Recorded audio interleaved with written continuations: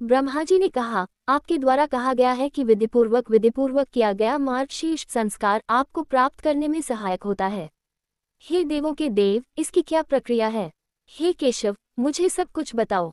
श्री भगवान ने कहा, भक्त को रात के अंत में उठना चाहिए और मुंह धोना, दांत धोना आदि दैनिक कार्यों को विधिवत करना चाहिए। फिर उसे अपने गुरु को प्रणाम करना चाहिए और बिना किसी शिथिलता के एकाग्रता के साथ मुझे याद करना चाहिए। उसे अपनी वाणी पर संयम रखना चाहिए और पवित्र रहना चाहिए।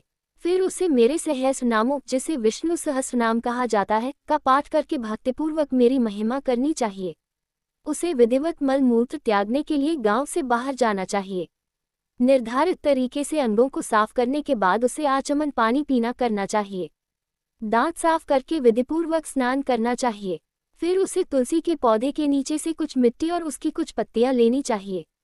पत्ते तोड़ते समय उसे मूल मंत्र का उच्चारण करना चाहिए, ओम नमो नारायणाय, अर्थात ओम नारायण को प्रणाम, या गायत्री मंत्र, हे अत्यधिक बुद्धिमान।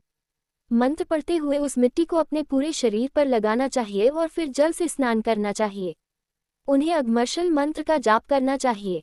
ये निर्धारित किया गया है कि स्नान करते समय भक्त पानी ले सकता है और उसे अपने शरीर पर डाल सकता है या वह खुद को पानी में डुबो सकता है। मंत्रों से परिचित विद्वान भक्त को निम्नलिखित मंत्र द्वारा साधारण जल को तीरथ बनाना चाहिए। ओम नारायण को प्रणाम को मूल मंत्र के रूप में उद्धृत किया गया है।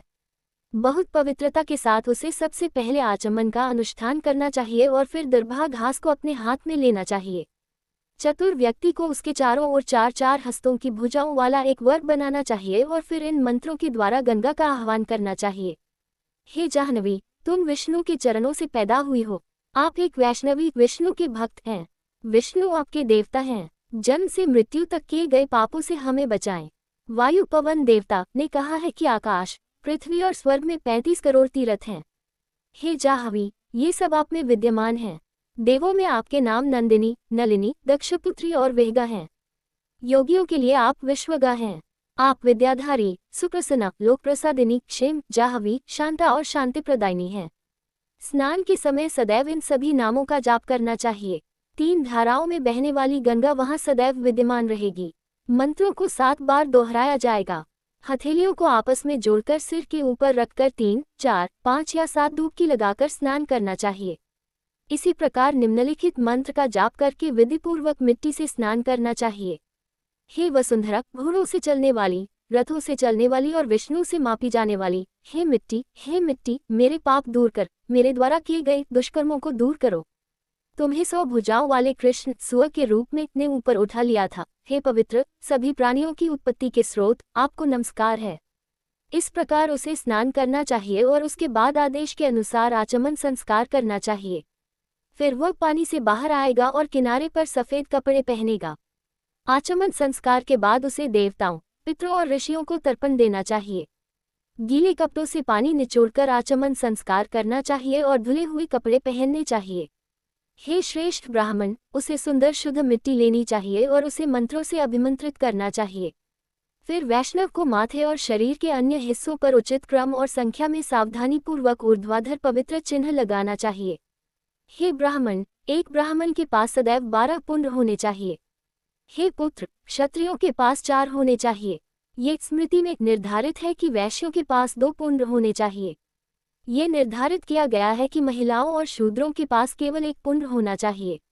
शरीर के निम्नलिखित भाग हैं जहाँ एक ब्राह्मण के 12 पवित्र चिन्ह होने चाहिए: माथा, पेट, छाती, गर्दन का कुबर, हाथ, कान, पीठ, दाहिना भाग और रीढ़ का निचला हिस्सा, और सिर, हे पापरहित।